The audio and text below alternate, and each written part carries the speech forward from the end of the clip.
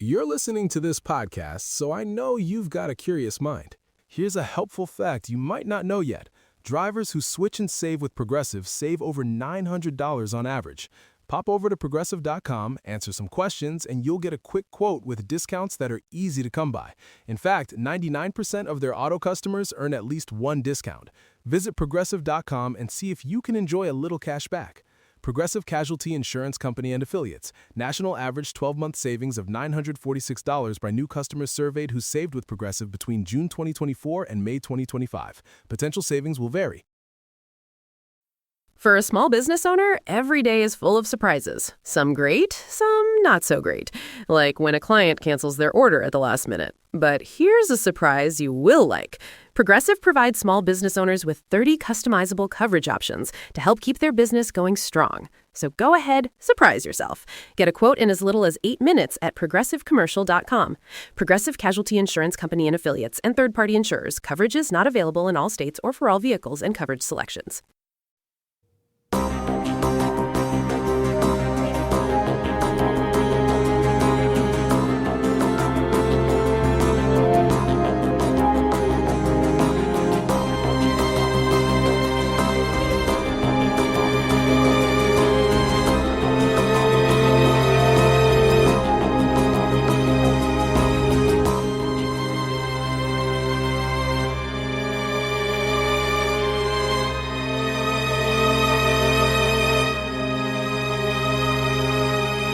Hello, everyone, and welcome to episode 520 of the True Crime All the Time podcast. I'm Mike Ferguson, and with me, as always, is my partner in true crime, Mike Gibson. Gibby, how are you? Yeah, I'm doing good. How about you? I'm doing great, man. That's good, man. Doing all right, huh? Yeah. Okay. I'm here with you. I'm recording. What else could be better? Nothing. No, actually, a lot of things, but I just said that to, make you feel good. Yeah, I don't know why I had to. Away, right? I don't know Very why I had quickly. to pull the rug out from under you like that. We don't know why. Let's go ahead and give our Patreon shout outs. We had Matt James. Hey, Matt. Tierney. Tyranny. And you keep wanting to say it as tyranny, like going against the government. Nicole Banning. Hey, Banning. Amanda Mattingly. Mattingly in the house. Kat Johnson jumped out at her highest level. I like Kat. Thanks, Kat. Michelle Waldbillig. Oh, Walt Building? Sounds like a fun game. And Kathy B. from Ray, Ohio jumped out at our highest level. Wow, thanks, Kathy. And then if we go back into the vault, this week we selected Linda Fritz. I had a good friend named, we called him Fritz. Wasn't his real name, but we called him Fritz. Got in a lot of trouble. And I'm assuming his first name was not Linda. It was not. Okay. Well, hey, Linda. It's a great story. Yeah. It's one of your better ones. He was a quick little story. He actually, we were in high school. We were jumped over the fence, a bunch of us guys and gals, and went sort of skinny dipping. Some did, some sort of skinny dipped at the community pool, and the police showed up, and we all jumped over the fence, and we all got away except for him, and he decided to jump in the police cruiser and take it for a ride around the cul-de-sac. Oh, wow. Yeah. All right. Yeah. Good job, Fritzy. Yeah, exactly. So we have an episode out right now on Unsolved where we're talking about Patty Adkins. In 2001, she clocked out of work, looking forward to going on a trip with her boyfriend, who was a married coworker at the same plant where she worked, but she has not been seen or heard from in 25 years. Yeah, might be some foul play there. Yeah, definitely. And then on next Thursday's TCAT, we're talking about 16-year-old David Grunwald, who went missing shortly after dropping his girlfriend off in November 2016. Now I realize why we didn't do the extra episodes on Friday, because then you would have to say on next Friday, and then that would be confusing with these shows, the movies next Friday. The movie? Yeah. Friday after next. And that one too. But, it's a very interesting episode in that you have a number of people involved, but seemingly no motive. Yeah. I really like that case. Yeah, but it's shocking. It is. Strange, shocking. All right, buddy, are you ready to get into this episode of True Crime All the Time? We are. I am. We're talking about, I am. We're talking about Ben Renick. Ben was a well-known snake breeder who was found dead at his reptile farm in 2017. At first, authorities suspected he was killed by one of his massive snakes, but investigators soon realized Ben was murdered. Well, I'm excited about this because, as I mentioned on Patreon, I used to be a snake charmer. You did. You did. I've had a lot of jobs in my life. Yeah. One that I've never had, would never have, wouldn't even think about having, would be handling or breeding snakes of any kind. Well, because you do not like snakes. I do not. You don't even like worms. If you want to hear me scream like a 10-year-old girl, just put a big snake in my path and you will hear it. Okay. I do not like snakes. At least you can say, I don't like snakes. If you put a big snake in my path, I'm going to walk away cool. No. I'm going to walk away. No, I might scream like a 10-year-old girl. Okay. Benjamin Renick was born on August 4th, 1987 in St. Louis, Missouri. He and his brother Sam grew up on their family farm near the city of New Florence, Missouri. They spent their days riding ATVs or exploring the woods, and this was how Ben became fascinated by snakes. He got his first snake at a young age, and raising snakes became his passion. I get it. A lot of people like snakes. They have snakes as pets. Yeah. I'm just not one of those individuals. In 2010, Ben started Renick Reptiles, Inc. He bred and raised snakes in a facility on the farm, and he became a well-known figure in the exotic reptile community. Ben sold snakes to buyers all over the world, as far away as the UK and Japan. How do you ship a snake from Missouri to Japan? Carefully. That's a good answer. In 2012, Ben inherited his family's farm after his father, Frank, ended his life. Frank shot himself after being implicated in a multi-million-dollar Ponzi scheme involving fraudulent stock certificates. Sadly, Ben was the one who found his father's body. Oh, man. Oh, it'd be rough to find, right? Your dad like that. And, but it also sounds like his dad was involved in something pretty complex. Yeah, and maybe also rough to find out that, if you didn't know, your dad was involved in this massive criminal undertaking. Yeah. In 2011, a year before his father died, Ben reconnected with his future wife, Lynlee, whom he met as a teenager. Ben was performing in a metal band at the time, according to Dateline. Lynlee was a single mother to a son from a prior relationship, and Ben became a second father to her child. Within a year of dating, Ben and Lynlee moved in together. So, I mean, there are some similarities between, I think, you and Ben. You said it yourself, right? You were a snake charmer. You did at one point kind of front a metal band. Yeah.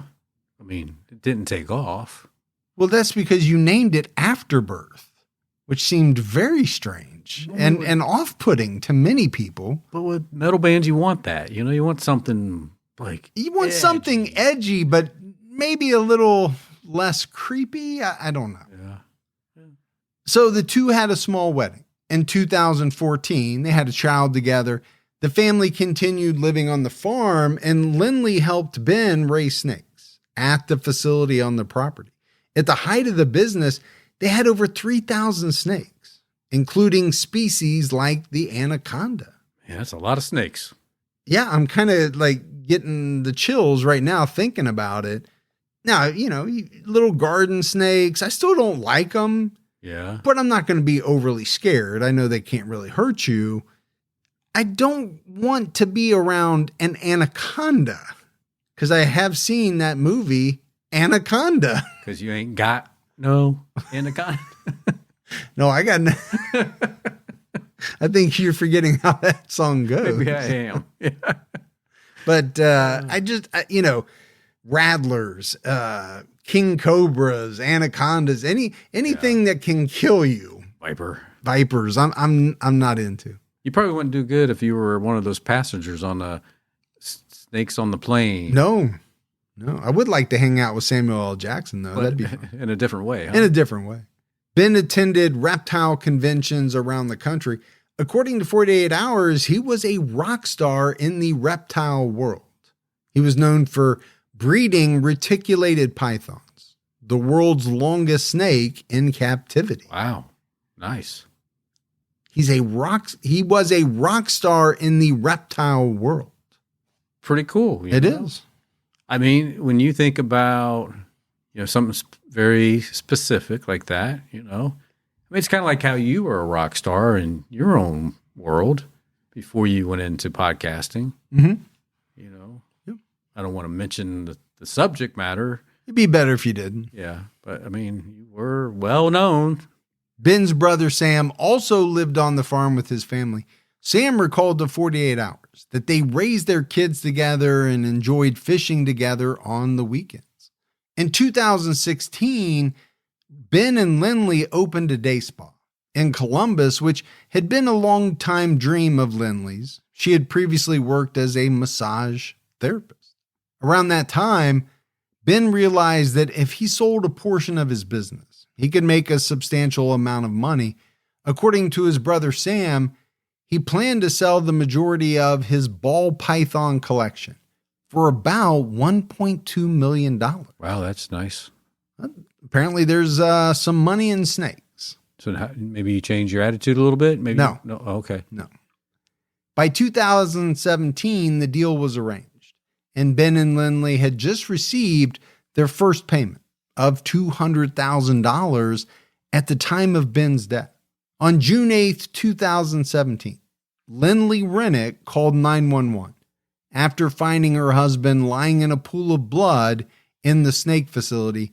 She called Sam after calling 911, and he rushed over to the facility. Sam was the one who told first responders Ben may have been killed by a snake. At the time Ben's body was discovered, his 600-pound anaconda had escaped its cage and was nowhere to be found. 600 pounds. Yeah. Wow. Do you see why I do not want to mess around with snakes? Don't want to tangle with that. 600-pound snake? Yeah. I don't think Ice Cube and them had to deal with that. I don't think so either. 600 pounds. I actually thought it was a typo at first. Wow. Sam recalled the dateline. His skull was crushed, so I didn't know what to think. My first thought was, of course, the snakes. And I get that. Makes sense, right? It does. I mean, anacondas are the ones that kind of crush you to death, right? Yeah, they like to squeeze. I don't know a ton about snakes, but I'm pretty sure about that one. And if you have a 600-pound anaconda who is loose, I don't think it's a far reach to think that he might have been killed by this snake. Yeah. Coroner Dave Colbert arrived and found shell casings at the scene. Authorities soon confirmed Ben wasn't killed by a snake. He had been shot 8 times, once at close range. So my first thought is, I don't see how his killer thought he was going to be mistaken for being killed by a snake. I mean, you leave shell casings behind and you shoot someone 8 times, it's not going to be that hard to figure out. Right. That's not my first question. My first question is, where the hell's the snake? Well, that's true. Yeah, because we haven't figured that part out yet. And I'm sure they were on the lookout for it. I probably, like, every time you heard something, you turned your head real quick. Whoa, was that the snake? My thought is it's going to be a little bit of a different crime scene for some of these investigators than what they're used to. They're used to seeing dead bodies. Sure. And they're used to working murders and all of that. I doubt many of them are used to having to worry about a 600-pound snake who could be around the corner at this crime scene. I mean, you want to talk about keeping your head on a swivel. Exactly. I mean, I wouldn't have to because I'm sitting in the car. Yeah, you're not coming in. I'm actually not even leaving the station.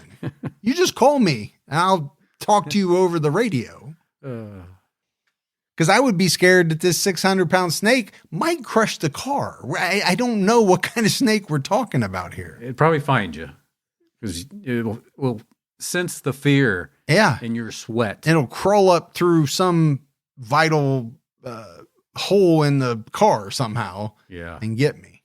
One early theory was that Ben's murder was a robbery gone wrong. Perhaps someone knew the value of the snakes and wanted to take them. However, all the snakes were eventually accounted for. And obviously there was a lot of money in these snakes, right? Sure. We just said a portion of the python collection was going to go for like $1.2 million. Yeah. I just think if you're going to steal something, maybe you pick something that can't eat you or kill you. Well, that's a good point. You know, maybe diamonds or cash or a bank or something like that. But if you're in that industry and you're comfortable with that and you know where the value's at, you could potentially come in there and kind of cherry pick what you want. Yeah. But nobody you did. If you're a snake wrangler, then I guess it wouldn't be that big a deal to you. Sam and Lynlee were brought in for questioning on the day of the murder. It was said that they were both cooperative. Both of them tested negative for gunshot residue. In his interview, Sam said he could never imagine Lynlee would want to harm her husband. During her interview, she told investigators she spent the day at her spa. She got a call that the kids hadn't been picked up from school and she couldn't get a hold of him. She picked up the kids and then found Ben's body when she got home.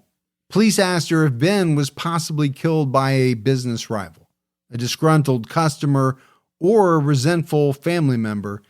Lynlee suggested the police look at his brother, Sam. Wow. Quickly to call out Sam. Well, and it's interesting because Sam says, oh, there's no way Lynlee would have killed Ben, but she's the exact opposite. She kind of threw him under the bus right away. Yeah. According to Lynlee, Sam and Ben were in a feud over the family farm. Lynlee and Ben owned the farm, but Sam wanted half. Sam told Dateline that he and Ben planned to divide the property. Sam was ruled out as a suspect when his alibi was verified. He also agreed to a polygraph and passed. Well, I guess it made it a little awkward moving forward from that point when those two had to get together for anything. Yeah. I mean, once he finds out that she kind of directed the police his way, but, you know, he seemed very cooperative, agreed to a polygraph, passed that. They also verified his alibi. Hey, can we talk about banks for a minute? You know, when I was young, and I'm talking 19, 20, 21 years old, I felt like my bank was hitting me with fees from every angle. And, you know, let's be honest, at that age, you don't make a lot of money and everything counts. My younger self would have benefited so much from Chime. Chime is changing the way people bank. They're not like those traditional old banks who charge fees and gatekeep perks and rewards. Chime offers the most rewarding fee-free banking, all with no overdraft fees, no monthly fees, and no minimum balance fees. You get 5% cash back on Chime card in a category of your choice, like gas or groceries, all while building credit through regular everyday spending with no credit check. And if you're ever in a pinch, Spot Me lets you overdraft up to $200 fee-free. So join the millions who are already banking fee-free with America's #1 choice for banking. Head to chime.com/TCAT. That's chime.com/TCATT. Sign up now. It only takes a few minutes. Chime is a fintech, not a bank. Banking services and Chime Card provided by Chime's bank partners. Qualifying direct deposits required. Terms and limits apply. Go to chime.com/disclosures for details. You're listening to this podcast, so I know you've got a curious mind. Here's a helpful fact you might not know yet. Drivers who switch and save with Progressive save over $900 on average. Pop over to Progressive.com, answer some questions, and you'll get a quick quote with discounts that are easy to come by. In fact, 99% of their auto customers earn at least one discount. Visit Progressive.com and see if you can enjoy a little cash back. Progressive Casualty Insurance Company and Affiliates. National average 12-month savings of $946 by new customers surveyed who saved with Progressive between June 2024 and May 2025. Potential savings will vary. Investigators looked into Lynlee's social media activity and learned that there were problems in the marriage. Facebook messages between Ben and Lynlee revealed that Ben knew the spa was losing money and Lynlee had lied to him about it. Ben told Lynlee she was behind on loan, rent, and staff payments. Messages from the spring of 2017 also showed that Ben was suspicious Lynlee was having an affair. What's that old saying? You point a finger at me, there's 3 more pointing back at you? I have never heard that in my life. That could be a saying. I've just never heard it. Or I just made it up right there. Now I am the owner of that saying. Please use it as much as you want out there. But pay me my royalties. Yeah. But here's the thing that really kind of jumped out at me, and I guess I questioned, is these two are married. Why are they Facebook messaging each other? You know, my wife and I, we just talk to each other. Or she might call me on the phone sometimes, even when we're in the house. She just doesn't want to walk downstairs. We don't message each other on Facebook back and forth. That seems so strange. I don't even know what you would do if you did, because I have texted you, and I could text you 3 sentences, and your reply will be back. Your reply back to me at best will be 3 words. Yeah, it's usually going to be okay. Yeah. Or sure. You are not. Or no. Most likely no. Yeah, you are not a big conversationalist. No. Not even a mild conversationalist. Which is strange because I do talk for a living. You do. I know. But it's the whole sending Facebook messages when you're married and you live in the same house. Yeah, I mean, maybe he's out, wrangling a snake, and she's at the, parlor, rubbing somebody down and be like, hey, what do we want for dinner tonight, by the way? I think you're having an affair. Yeah. I mean, it just seems like things that would be best said face to face, I guess. I don't know. Now, unless the police are saying they saw messages on her Facebook account that made them believe she might be having an affair. The research said Facebook messages between Ben and Lynlee. Oh, yeah. So there you go. I guess if you did want a message, why not just send a text? Yeah. Why do it through Facebook? And maybe a lot of people listening are saying, what are you talking about? Tons of people do that. And maybe they do. That's just not me. I'll start messaging you on WhatsApp. Mm-hmm. You have WhatsApp? Who's on first? Yeah. No, I don't have that. I don't have a lot of apps, especially when it comes to social media. And if I do have them, they're not on my phone. Yeah. They're only on my iPad for the podcast. Right. So I'm not sitting and looking at them all the time.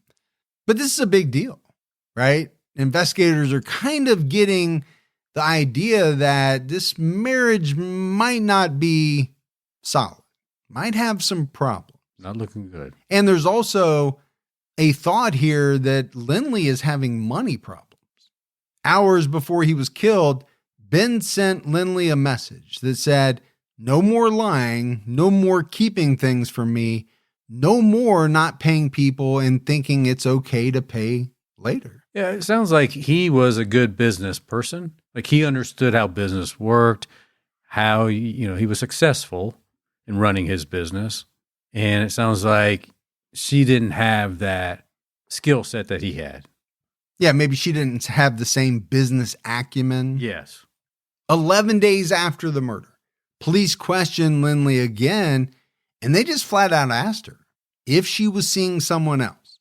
To their surprise, she was honest and admitted to having an affair. Oh, there it is. Oh, yeah. That is your, Oh, that's your whole, there it is. Your thought. Oh, there it is. So she said that she had an affair with a man named Eric Brimmer, who was cleared once his alibi was verified. And that's, if you're the guy having the affair, well, shame on you. You shouldn't be having an affair with a married woman. Right. There's a husband somewhere else. You're hurting. But, she's thrusting him now into this murder investigation because would he potentially have a reason to kill Ben? Yeah, I think there's some thrusting going on. And nobody wants to be thrusted like that. Detectives talked to spa manager Ashley Shaw, who said that Lynlee actually had a couple of affairs. Wow. Investigators learned that she was also seeing a man named Brandon Blackwell, who she met on a dating website.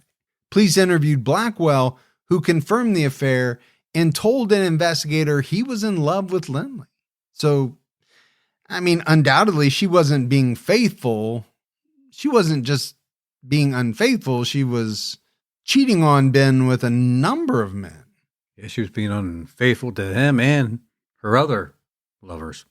Yeah, I don't know if that's possible, but I kind of get your thought there.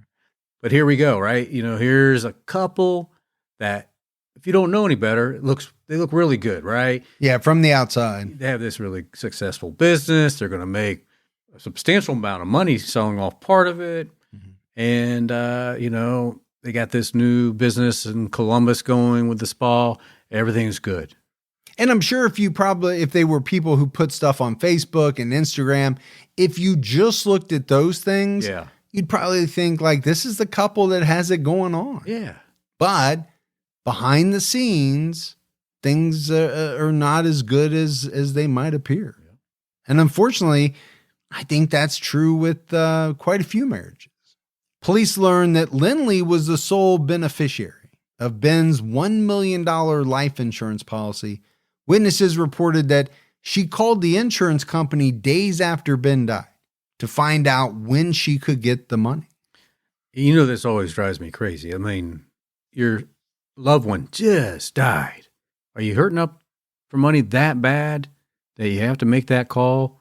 And if you did do this, slow play this thing. You're not making yourself look good, right? Yeah, I'm kind of with you. I think she was hurting for money, but my thought is always, you would be so grief-stricken that although that's a lot of money, it wouldn't be the first thing on most people's minds. I wouldn't think so. It's you're grieving for your husband. You've got to figure out funeral arrangements and just all of this stuff, not to mention the fact you're being interviewed by police at the same time. So yeah, to be calling within a couple of days is a little strange. In total, investigators interviewed Lynlee 6 times. On October 5th, 2017, she took a polygraph and was informed she had failed. By this time, investigators knew that on the day of the murder, Lynlee texted and called her ex-boyfriend, Michael Humphrey, numerous times. Michael was recently out of prison after serving time for drug possession charges. Guy number 3. Yeah, now maybe he's back in the mix. We don't know. At one point in the interview, Lynlee seemed pretty close to breaking, but she continued to deny any involvement in her husband's murder. And with no witnesses and no murder weapon, she was released without being arrested. After the murder, Ben's snakes were dispersed and sold to reptile experts and enthusiasts. I'm sure a good penny was made. I guarantee it. Weeks after her husband's death, Lynlee sold the farm, closed her spa, and left town. Not months, weeks. Not months, not a year later. Weeks after her husband's murder. Wow. And it was said that Ben's family tried to be understanding, but when she refused to talk to them or take Ben's belongings, they sensed something was wrong. And you kind of said it earlier, Gibbs, right? Slow play it if you're guilty. If she's involved in this thing, she is doing herself no favors whatsoever. No. By the way she's acting. Why would you want to alienate his family? Why would you want to kind of get out of Dodge so quickly? It all just makes you look like you're trying to hide something. Very guilty. Lynlee and Brandon Blackwell continued their relationship. A year after Ben was killed, Lynlee was pregnant with Brandon's child. Well, that didn't take long. No, it took about a year. Yeah. Only took a few months to get pregnant, though. Well, yeah, I don't know. I don't know at what point she became pregnant. Yeah. There was nothing in the research about the exact day and time of the conception. Yeah, I'm just doing the simple math of going back 9 months from a year, It just said she was pregnant. We don't know how far along she was. That's true. By then, though, the relationship had deteriorated. Brandon was arrested for assault, and Lynlee was granted a protective order. Brandon violated the terms of the order and was jailed for felony stalking. There's a lot going on here, dude. It is. And let's be honest, Lynlee is at the heart of everything. Now, she's the victim technically here in this part. She had to get a protective order against this guy. He was ultimately sent to jail for felony stalking. But investigators hope that after the breakup, Brandon would be willing to talk to them. Well, a scorned lover. Yeah. Yeah. And if you think somebody is involved, at the moment that the relationship changes or ends, that might be the time that they're willing to turn on their partner. On January 14th, 2020, Brandon was ready for an interview with the police. It had been, by this time, over 2 years since Ben was murdered. Brandon made a surprising claim, and it was that Lynlee planned the murder. Lynlee had confided in him that Ben wanted a divorce. She didn't want to lose custody of their kids, so she convinced her ex-boyfriend, Michael Humphrey, to help kill Ben. She wanted Michael to kill him, but he wasn't comfortable doing it. So Lynlee was the one who actually pulled the trigger. Wow. The truth is coming out. And it's pretty cold-blooded. It is. Did you get the reference there? I did. Cold-blooded? Yeah. What does it mean? Snakes are cold-blooded. Okay. I just wanted to make sure you got it. I did take a special reptile course at Mensa. So they offer courses now, do they? Well, only to their elite members. I don't know what's funnier. The fact that you say you're in Mensa or that you're an elite member of Mensa. It's for those people who have that extra higher number. Extra higher number. Yeah, we call it the EHN. Yeah. Okay. If you have it, and if you're out there, you know who you are. No. Yeah. You receive the green, it's like a forest green card. We go with that because it's earthy. Also funny, the fact that you think extra higher number is grammatically correct. It's a play on number on words that we do, because if you're not in the know, it's like a hole that you're just constantly digging. Wait, did you hear the doorbell? Doorbell's ringing. I'm gonna No. go check it. I'll be back. I didn't hear it. Brandon also knew that before the shooting, Lynlee tried to kill Ben by drugging his protein shake. He implicated spa manager Ashley Shaw in this scheme. Lynn reached out to Michael Humphrey after this failed. Ashley was brought in for an interview and was quick to turn on her former boss once she was offered immunity in exchange for her testimony. According to Ashley, Lynlee claimed Ben was abusing her and asked if she could get pills to kill her husband. Ashley obtained Percocet and gave it to Lynlee. Why are so many people involved in wanting to kill Ben? Well, I think it's because Lynlee's at the heart of it all, and she's reaching out. She's talking to a lot of different people. She's trying to get, others involved. Now, here's my thing. We mentioned earlier, right? She wasn't paying her staff. Right. Okay. You don't pay your staff. You sell the spa. At what point does your former employee, Ashley, kind of no longer have allegiance to you and is okay with giving you up? Now, she was involved. They had to give her immunity Sure. to do it, but she gave her up. I mean, there is no loyalty amongst thieves and murderers, but definitely not now. But here's the thing for me, right? You can't involve all these different people in a murder plot and then turn around and treat them like crap. No, it's going to go bad for you. It is. But people do it time after time. We see it happen quite a bit.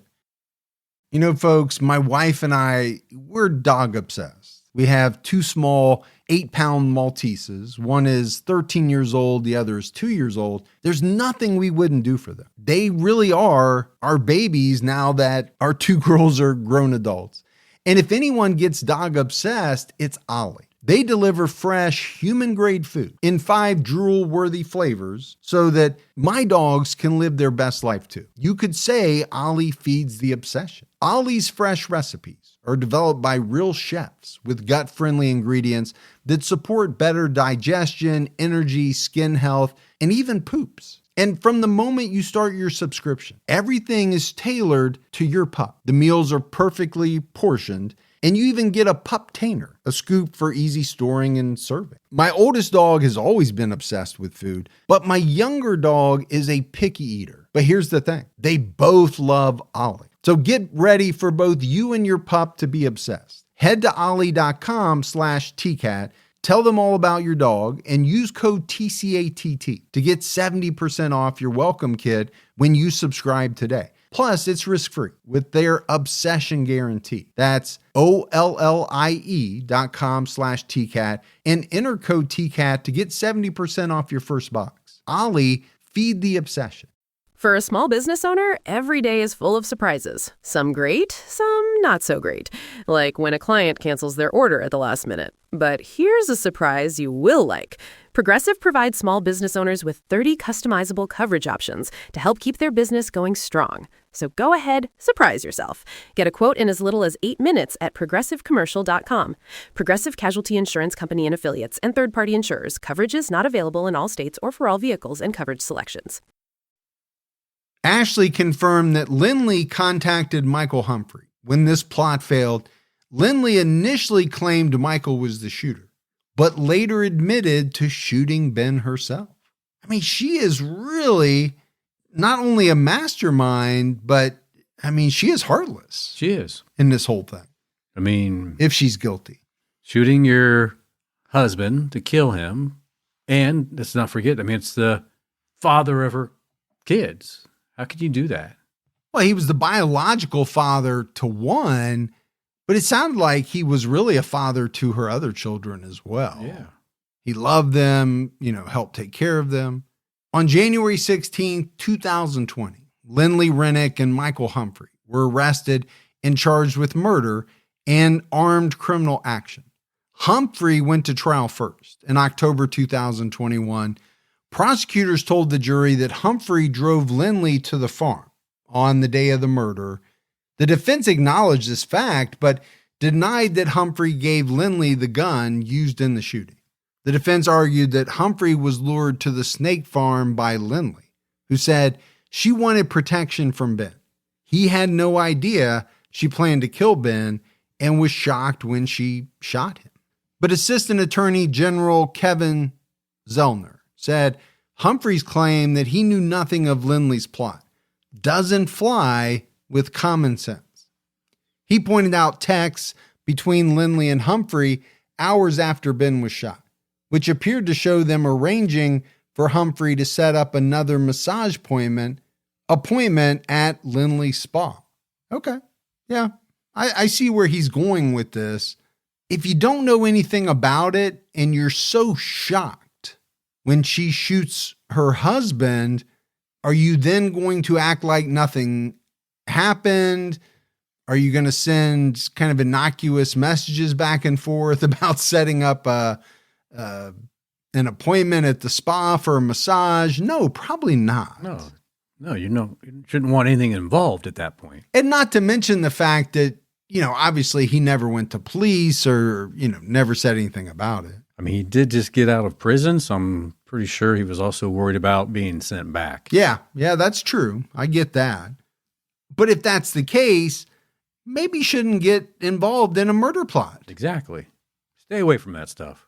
The defense focused on Lynlee Renick and Ashley Shaw's role in the murder plot, telling the jury that the women came up with the details and left Humphrey out of most of it, other than recruiting him to drive to the farm.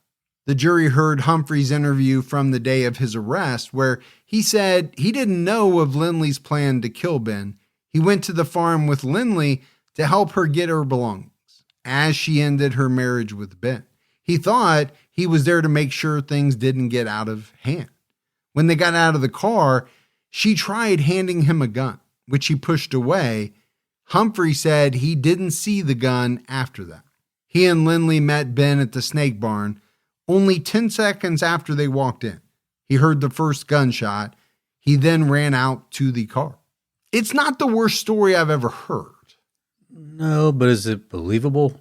No, because I don't tend to believe most defendants. But it's not the wackiest, most implausible thing a defendant has ever come up with. Yeah. I mean, once you saw she had a gun, why would you even get out of the car and walk up there with her? Knowing that you just got out of prison, you know this is probably not going to go well. But I do think when you pair it with some of the messages that came afterward, then it tends to make it a little more implausible, right? Hey, make sure you set up an appointment for a massage, even though I just killed somebody. Yeah.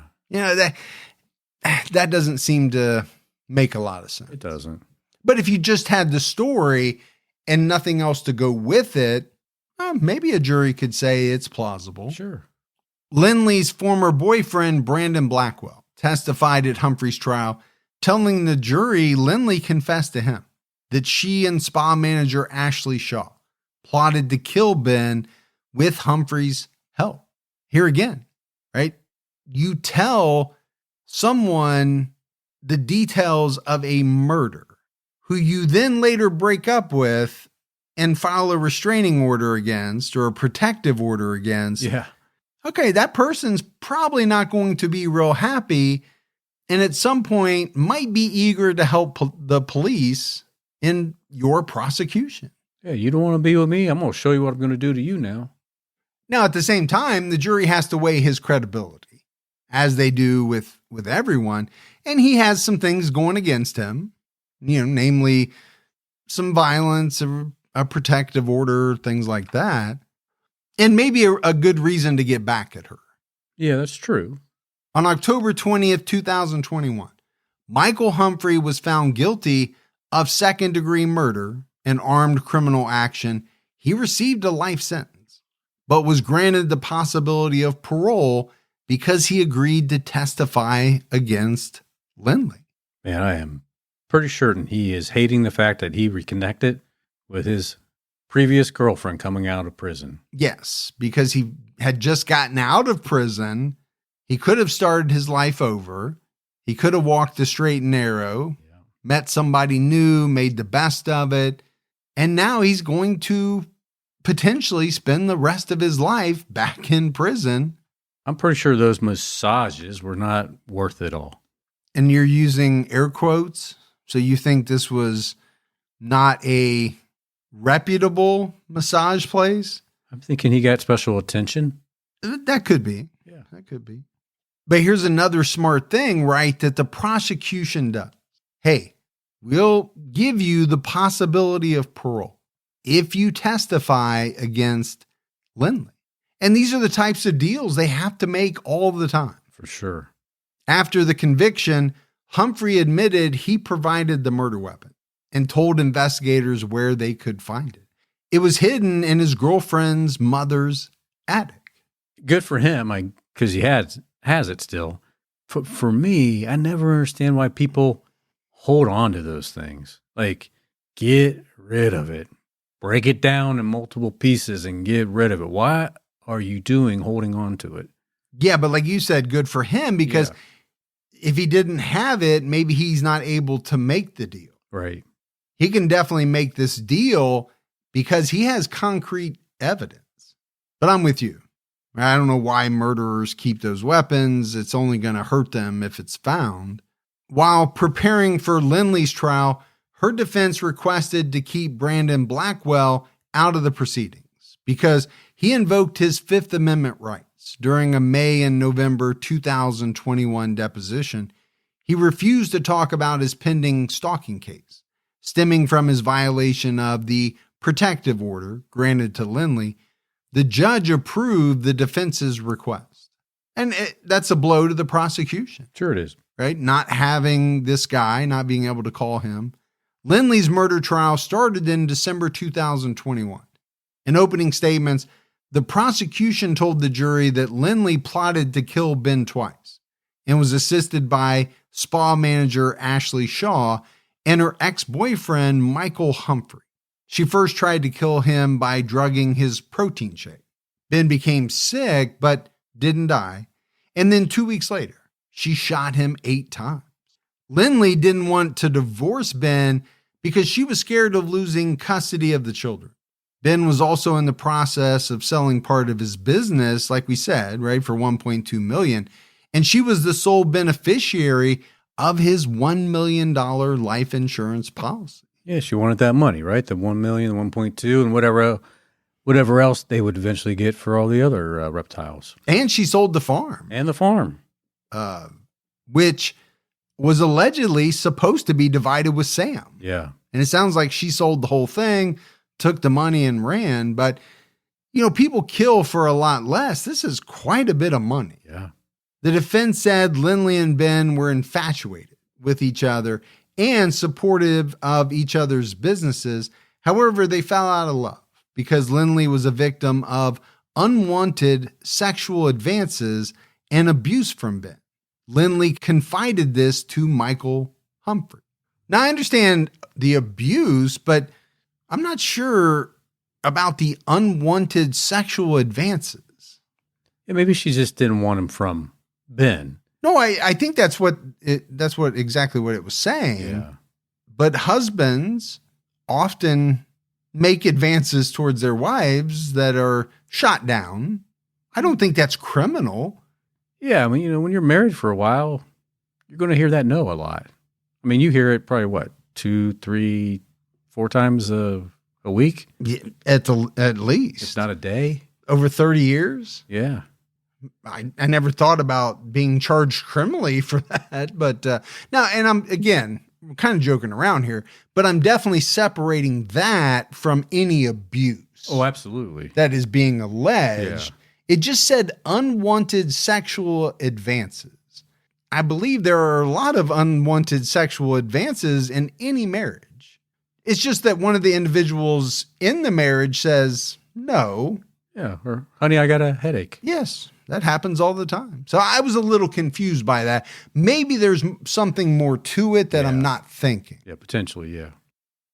Folks, August is the perfect time to hit the reset before the autumn rush begins. And honestly, at least for me, I can't think of a better place to start than my closet. And that's why I love shopping at Quince. And Quince is all about fewer, better pieces. Their clothes are made with premium materials built to last and designed to become the ones you reach for every day. And my wife and I have been ordering from Quince for a couple of years now, and this is definitely true. We find ourselves wearing things we bought from Quince more than the other things we have in our closet. And everything at Quince is priced 50 to 80% less than similar brands. They can do this because they work directly with ethical factories and cut out the middlemen. So you're paying for high quality, not brand markup. And my closet now includes a lot of pieces from Quince, but my go-tos continue to be their Flow Knit activewear line. Whether it's shorts, tops, lounge pants, all of it is amazing. So upgrade your everyday. Download the Quince app for app-exclusive offers, or go to quince.com/TCAT. Get free shipping on your order and 365-day returns, now available in Canada and the UK too. That's QUINCE.com/TCATT. According to the defense, Lynlee went to the farm with Michael on June 8th, 2017 to talk to Ben about divorce. She took the trash out, and when she came back inside the snake facility, she heard a shot ring out. Michael was the one who shot Ben. Lynlee ran back outside and screamed as more shots rang out. The defense also argued that Ashley Shaw's testimony was coerced because she feared going to prison. And I'll be honest with you, this is not a bad strategy, at least in my thinking, on the part of her defense team. Right? You got to blame it on Michael. Yeah. Because ultimately, he's the one who still had the gun, who was able to turn the murder weapon over to police. We mentioned it pretty early on. Lynlee was tested for GSR, and it came back negative. Yeah. Now, that doesn't mean everything, right? You could scrub, you could get maybe rid of it or whatever for police get there. But I think this is their only shot. But what's the motive for Michael versus her? Well, because he wants to be with her. Wants to be with her. And maybe he thinks Ben is abusing her and that's what she's told him. Again, you could see how the defense could kind of craft it. Yeah. And maybe just plant that seed of doubt in the jury's mind. I don't think Ashley Shaw was coerced. I think she had to do what was needed to protect herself. Well, if she has the opportunity, why would she not want to cut a deal? Right? She was involved in this thing. Maybe not in the ultimate murder, but she did give over the pills when Lynlee tried to poison Ben. That's true. She brought the Percocets. She was going to be charged with that. So I do think she was covering herself. It is amazing how many people had some type of involvement or conversations about Ben needing to be taken out. But, we talk about that in many episodes. Killers are either solitary, meaning they don't tell anybody, or they tell a bunch of people. Yeah. And they try to recruit a bunch of people into their endeavors. And it's like, okay, they don't think that these people are going to turn on them later on if things go south. I just don't get it. In this case, especially when you treat those people badly. Yes. Yeah. And I think that was a weird, kind of strange thing for Lynlee to do, knowing what the stakes were. Lynlee's ex-boyfriend, Eric Brimmer, testified that his affair with Lynlee started in 2016 and continued for several months after Ben's murder. Ashley Shaw testified that she was aware Lynlee had multiple affairs and that the spa was in financial decline. She lied to the police out of fear when she was arrested. And I can understand why she would be afraid, but I don't think she was afraid of police. I think she was afraid that it was going to be found out that she knew Lynlee wanted to kill Ben and that she actually gave her the Percocet pills. Lynlee asked her to help kill Ben and explained to her that divorce was not an option. Ashley agreed to help her and they talked about how they would kill Ben. Ashley obtained 12 to 15 Percocet pills and gave them to Lynlee. She testified that she regretted this and called it the biggest mistake she ever made. Lynlee blended the Percocet into Ben's protein shake. He got sick and vomited, but didn't die. After this plot failed, Lynlee brought up the idea of getting Michael Humphrey involved because she believed he had guns. Lynlee told Ashley she couldn't afford the fee that the Mexican mafia charged for a hit and that Michael would give her a gun. So she must have did some research on what that fee might have been. Or talked to some people or, something. But also you're hearing here that Ashley was very involved in all of these discussions. Yeah. So you can understand why she wanted to cut a deal. She needed to. They Googled Michael's address and found him. Ashley even went with her to his home. They talked to him about how they needed his help, and Michael provided Lynlee with a gun. According to Ashley, on the night of the murder, Ben and Lynlee were supposed to go on a date, but Lynlee told Ben she wasn't feeling well. Lynlee texted Ben and asked him to pick up the kids from school. Michael and Lynlee then went to the snake facility together to kill Ben in an attempt to hide her location. At the time of the murder, Lynlee asked Ashley to text Ben from her phone, which she left at the spot. But Ashley didn't send any texts out of fear. Lynlee came back to the spa after killing Ben and asked Ashley to help her scrub her body and hands. And there again, that is probably why they didn't find any gunshot residue on her when they did the test. Yeah, she scrubbed him out. Michael then showed up and asked Lynlee whether Ashley knew what happened. Lynlee stated that Ashley didn't know, and Michael left shortly after. Later, Lynlee asked Ashley to warn Michael that the police would contact him about Ben's murder. Lynlee then got a call from the school that the kids weren't picked up. She picked them up and went back to the farm to discover Ben's body. Michael Humphrey testified that he agreed to help Lynlee after she told him Ben was sexually abusing her. She told him about the unsuccessful poisoning attempt. She asked whether he knew anyone that could help her kill Ben. Michael told Lynlee he would think about whether he knew someone. On the afternoon of June 8th, 2017, Michael picked Lynlee up from the spa and drove to the snake breeding facility for what he thought was a discussion between Ben and Lynlee. He anticipated the meeting would end with a peaceful resolution.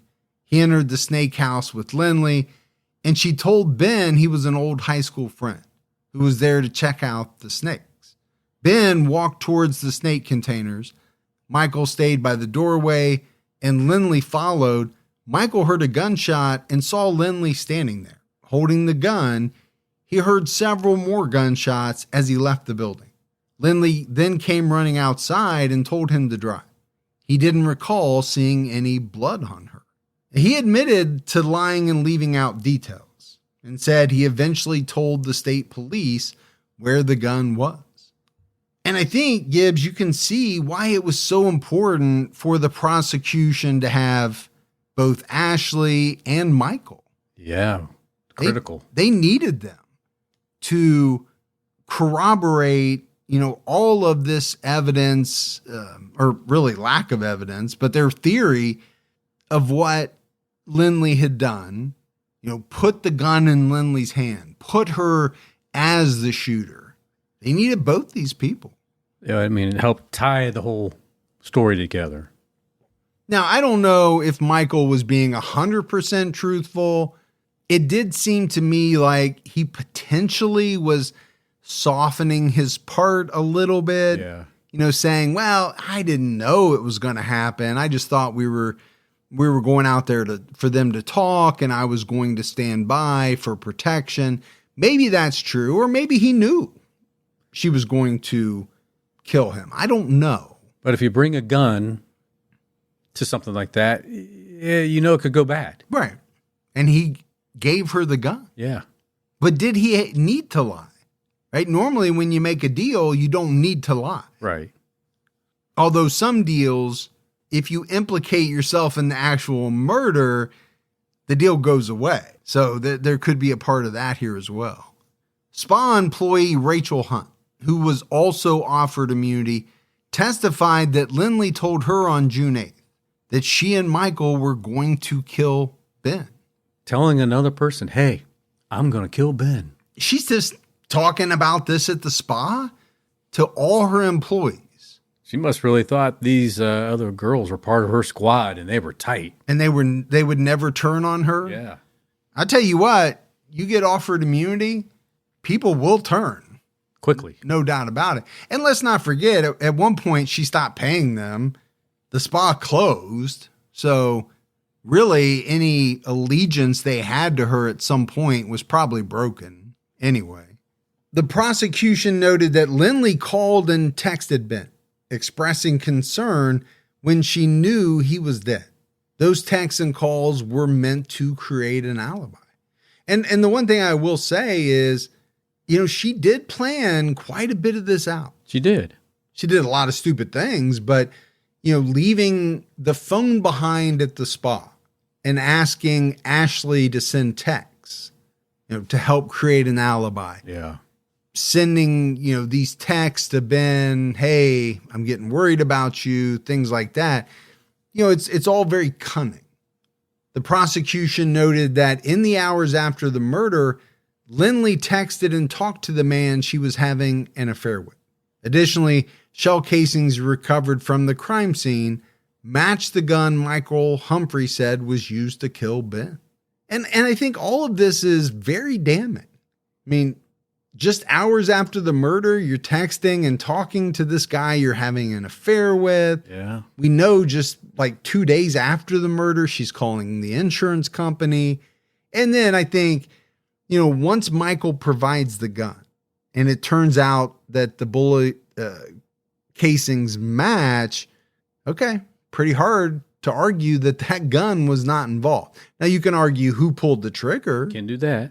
The defense called on a childhood friend, a nurse, and Lynlee's father to testify that Lynlee was hysterical. After discovering Ben's body, she was an emotional wreck. She wouldn't eat or drink, and at one point was so dehydrated, she had to be hospitalized and given IV fluids.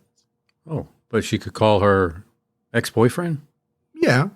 And she was okay calling the insurance company, giving, sure.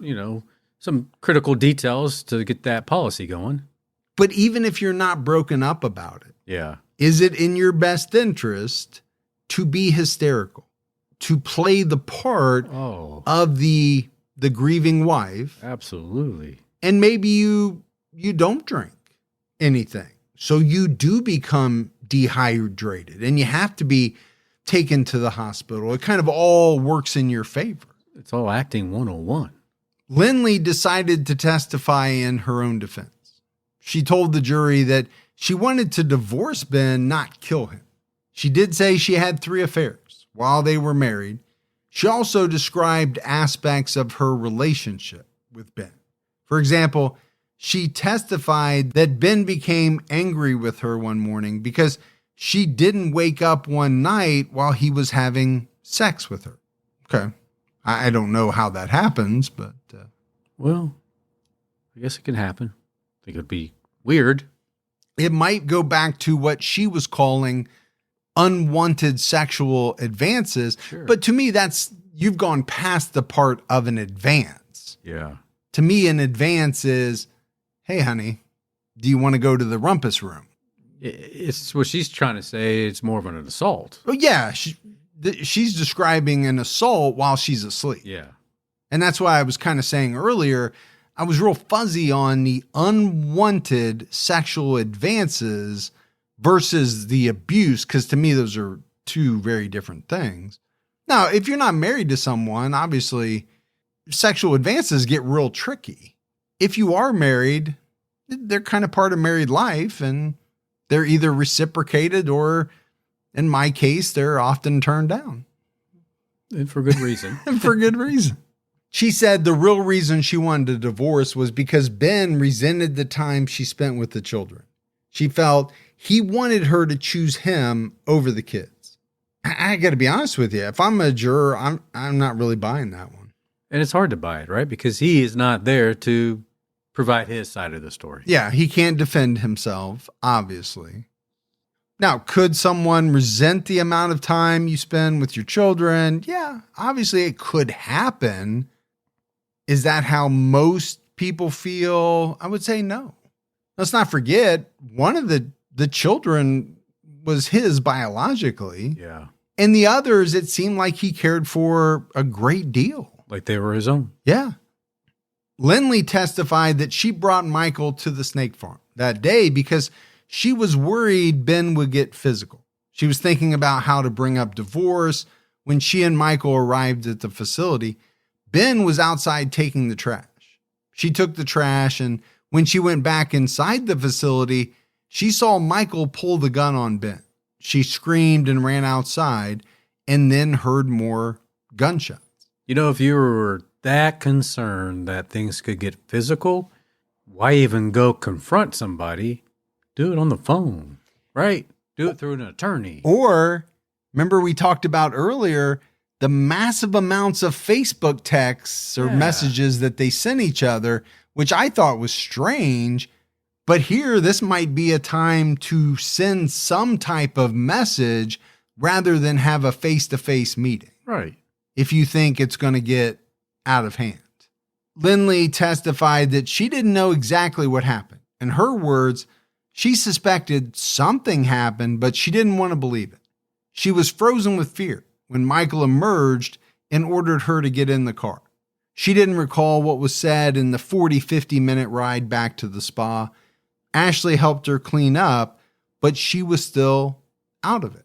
Okay, so a question I would have is, if you're not in there when Ben is shot, why do you need to clean up so much? Exactly. What are you cleaning up? You wouldn't have gun residue. You theoretically shouldn't have any blood on you because you weren't in there. Yeah, there's nothing to scrub off of you. She didn't want to believe Ben had been killed, and regretted lying to police about being at the facility when Ben was shot. She realized Ben had been shot to death.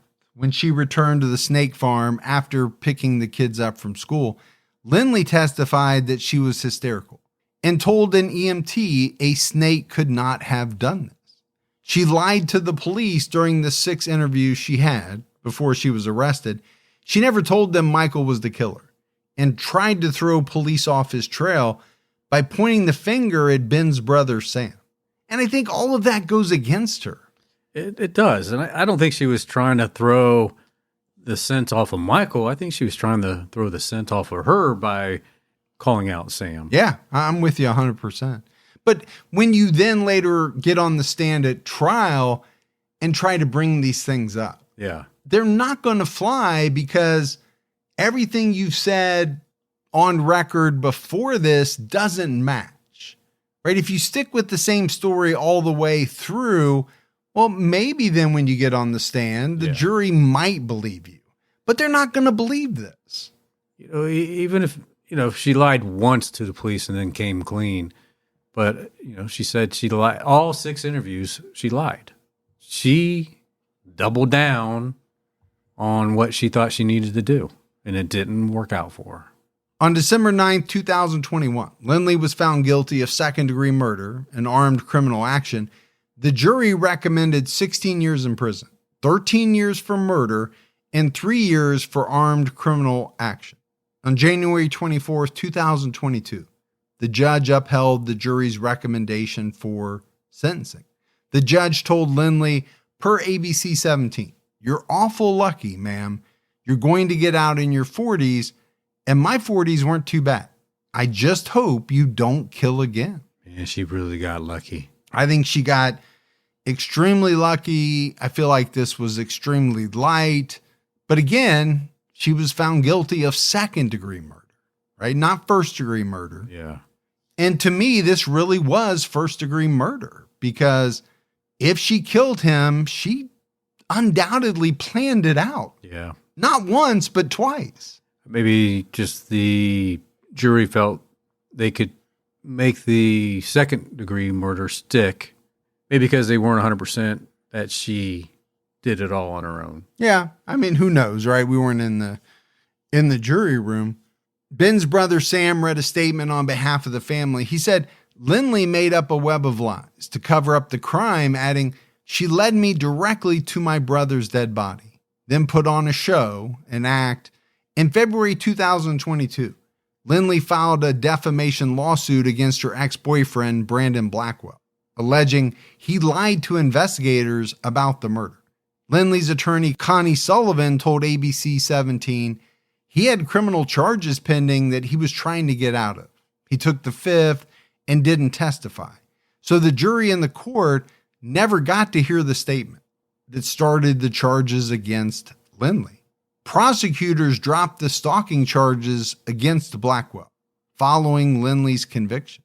And this case appeared in an episode of Dateline. This summer, Lynlee's legal team told Dateline that no prints, gunshot residue, or DNA were recovered at the scene. They also noted that Michael Humphrey, Ashley Shaw, and Rachel Hunt had something to gain by cooperating with authorities. Well, they had deals. Yeah, I don't think there's any doubt that they did have something to gain by cooperating. Most people do, and that's why they cooperate. In an interview with Dateline, Lynlee denied killing Ben, saying, "Out of everybody here, I had the most to lose. I lost everything with Ben dying." That's a tough statement to make because out of everyone, she actually had the most to gain. Yeah, she got the life insurance policy. She got all the money from the sale of the farm and the reptiles. Now, I think she's arguing I had the most to lose because I lost Ben. But she didn't want Ben because she was having multiple affairs. Yeah, I get it.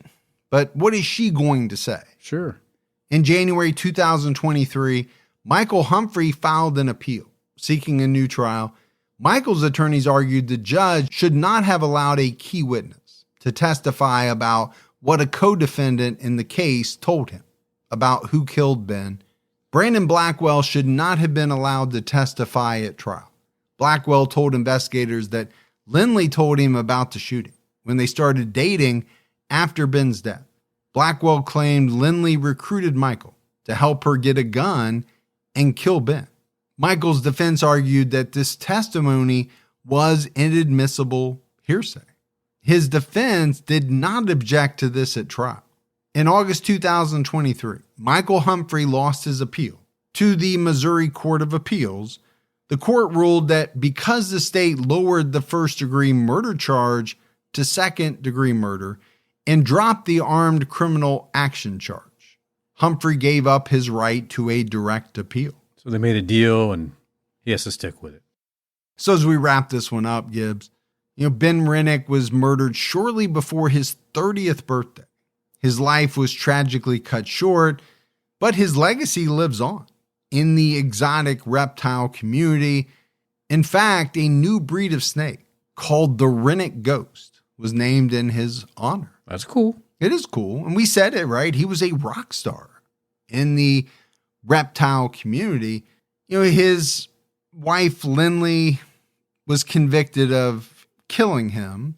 Her defense is trying to say she didn't do it. They're bringing up all kinds of things. There's no doubt that, at least in my mind, that Lynlee, Ashley, and Michael Humphrey all played a role in kind of planning this and all that. Yeah. But who stood to gain the most from his death? Lynlee. There's no doubt about it. When you look at the astronomical amount of money that she got out of his death, that's a big motive for murder. It is. And then you throw in the affairs, the pending alleged divorce. She's fearful she might lose custody. All of that. There's motive on top of motive. I mean, you have multiple people saying she didn't want to be married, that she wanted out, and she wanted Ben to die. But I will say there are some things that are not quite crystal clear in this case. I understand that. Right? Some people took plea deals. Yeah. They had things to gain for pointing the finger at Lynlee. That doesn't mean it didn't happen. You just have to take that into account. This is one of those cases where, a jury has to listen to everything, and they have to try to figure out who's telling the truth. And by my way of thinking, they just did not believe Lynlee. Yeah. And they didn't believe that Michael Humphrey was the shooter. Even if Michael was a shooter, you can make the case that he was a shooter because he was hired or directed to shoot from her. But, again, I think, you have Michael, you have both the girls at the salon, saying what they said.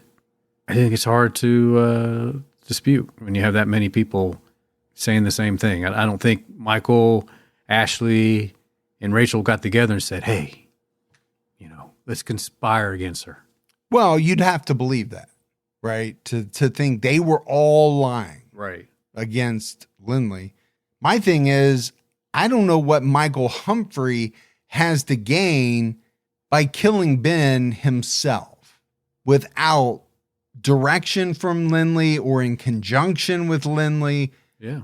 Because if he's getting any money, it's going to have to come from her. Sure. But that's it for our episode on Ben Renick. We got a voicemail. You want to check that out? Let's hear it. Hey, Mike and Gibby. This is Blake calling from Madison, Georgia. And I just had a quick question for you guys regarding, the overall opinion of what people think about true crime. Because I guess in our echo chamber, like everybody that listens to the podcast or engages with it are obviously interested in true crime.